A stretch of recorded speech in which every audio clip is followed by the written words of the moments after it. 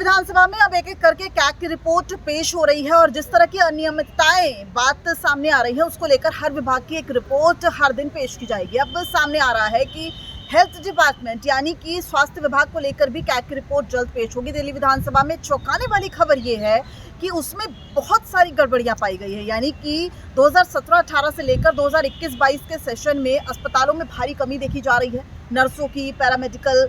Staff की और साथ ही साथ डॉक्टर्स की, साथ ही साथ दवाइयों को लेकर एक बहुत बड़ा खुलासा सामने आया है। यानी कि देखिए, हर साल दवाइयों को लेकर जो दवाइयों की कमी होती है उसकी पूर्ति कैसे की जाती है। प्रोक्योरमेंट विभाग होता है जिसके जरिए जो है वो हर अस्पताल में दवाइयाँ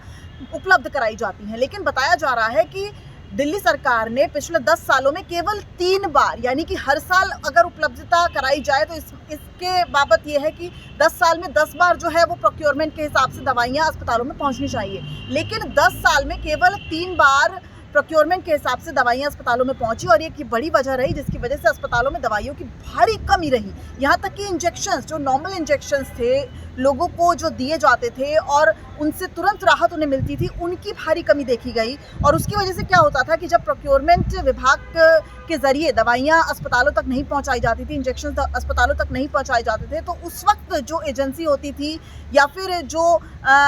मेडिकल कंपनी होती थी उससे दवाइयाँ ले ली जाती थी, औने पौने दाम में दवाइयाँ खरीद ली जाती थी और उस वक्त जो पूर्ति होती थी वो की जाती थी। इस वजह से दिल्ली सरकार को भारी नुकसान हुआ और ये सारी ऐसी गड़बड़ियां हैं जो कैग की रिपोर्ट में सामने आएंगी और बहुत जल्द दिल्ली विधानसभा में उसे पेश किया जाएगा।